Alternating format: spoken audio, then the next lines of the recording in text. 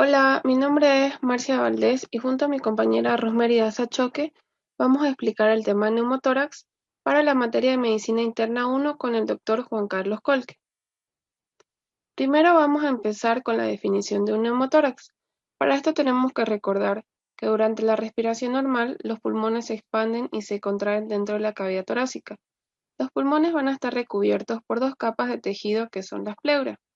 El espacio entre estas capas se denomina cavidad pleural y va a estar lubricado para que los pulmones puedan deslizarse cómodamente a través de la pared torácica. Entonces, si ingresa aire a esta cavidad pleural o espacio pleural, lo denominamos neumotórax.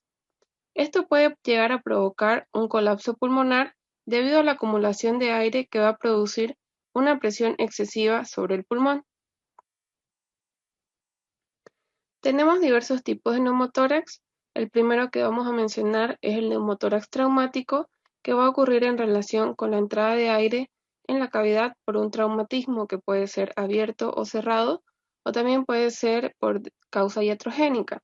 En el neumotórax traumático, esta lesión puede causar un pequeño desgarro en la superficie del pulmón que permite que el aire entre en la cavidad pleural.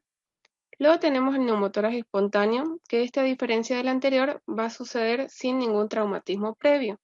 Podemos diferenciarlo en primario, que no va a estar relacionado con enfermedades pulmonares, y el secundario, que va a ser debido a una complicación de una enfermedad pulmonar, como puede ser un asma, un enfisema o un EPOC. El otro tipo de neumotórax es el hipertensivo o atención. Esta es una complicación grave que ocurre tras un mecanismo valvular que permite la insuflación de aire en la cavidad pleural. Debido a que ingresa el aire, va a estar atrapado y este no va a poder escapar.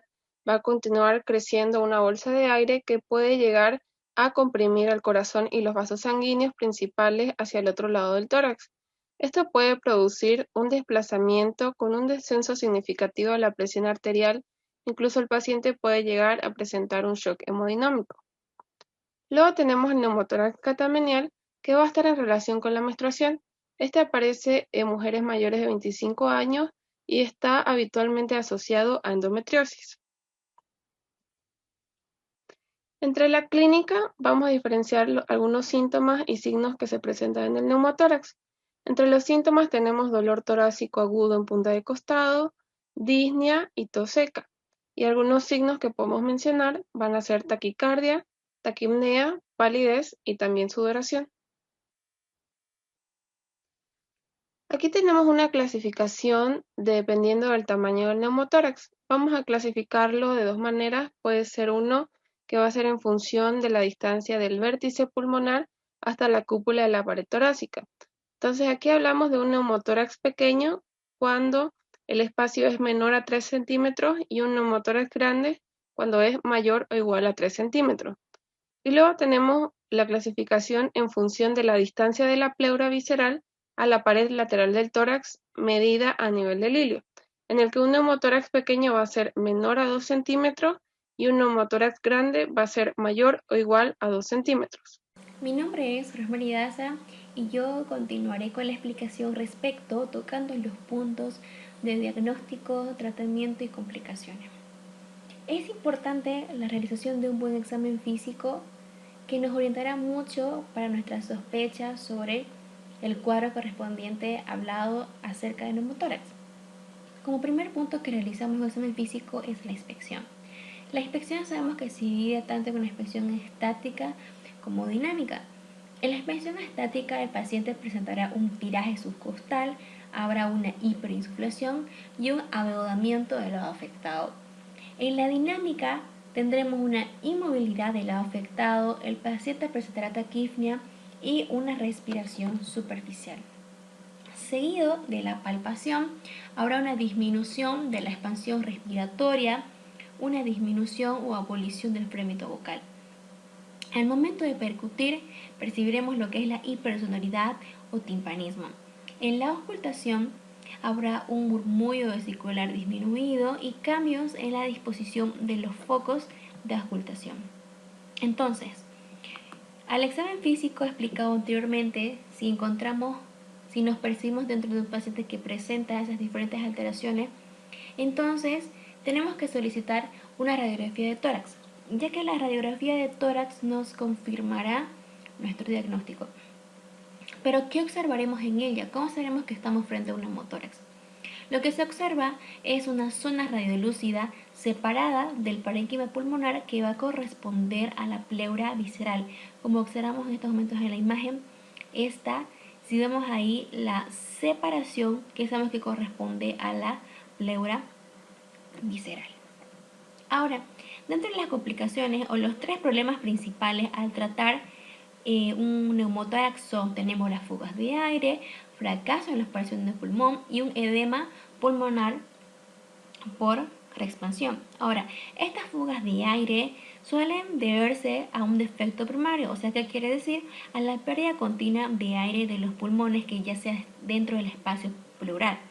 Pero también puede deberse a filtraciones de aire alrededor del sitio en sí, de la colocación del tubo de tórax, ya que si esta no está bien suturado y sellado, pudiera generar estas fugas de aire. Luego tenemos los fracasos pulmonares para la expansión. ¿Pero por qué puede deberse esta? Puede deberse por ya sea una fuga de aire persistente, por una obstrucción endotraqueal, que en este caso el pulmón se encuentra atrapado, o un tubo torácico mal posicionado. Y el edema pulmonar por reexpansión se produce cuando el pulmón en sí se expande o lo que viene a ser rápidamente. Y esto puede suceder en casos cuando se coloca o se conecta un tubo de tórax a la presión negativa después que el pulmón en sí haya estado colapsado durante o alrededor mayor a 2 días. En estos casos, en sí el tratamiento nos dice que corresponde sintomático, con oxígeno, diurético y medidas de prevención cardiopulmonares, según así sea necesario. Ahora, el tratamiento.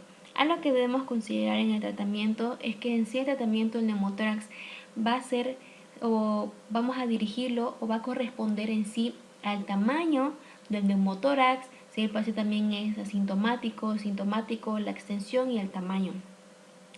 Dentro que debemos considerar algo muy importante en este caso es un neumotórax de atención, ya que esta es una situación de emergencia médica. Entonces, en este caso, el diagnóstico viene a ser, debemos diagnosticarlos clínicamente. Ante la sospecha que tengamos de un neumotórax de atención, entonces lo que debemos realizar es lo que viene a ser una toracostomía con aguja, ya que no debemos esperar a la realización de nuestra radiografía de tórax. En el caso, si en este es un neumotórax espontáneo, pero que es asintomático y pequeño, entonces lo que corresponde va a ser una observación del paciente y vamos a solicitar lo que son radiografías de seguimiento. En caso que el paciente no presente complicaciones mayores, entonces lo que se hace es darle al paciente de alta, pero va a ser un alta con control. Pero lo que es importante es que los pacientes siempre deben recibir terapia con oxígeno, en este caso hasta que se dispongan los resultados de nuestra radiografía de tórax, que eso es un punto muy importante porque el oxígeno en sí acelera la reabsorción del aire pleural. Entonces, ahora, luego, si tenemos el caso de un neumotórax primario, pero en este caso es sintomático y grande, entonces lo que debemos proceder es a la aspiración con catéter. Luego, si en este caso son neumotórax secundarios, pero a la vez son traumáticos, entonces debemos realizar una toracostomía con tubo.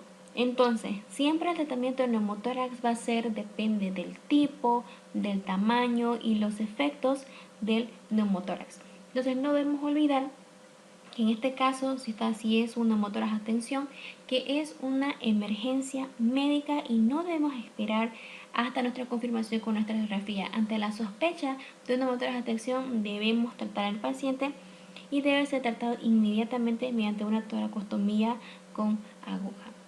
Eso sería todo por el tema en respecto que estamos hablando acerca del neumotórax. Muchas gracias.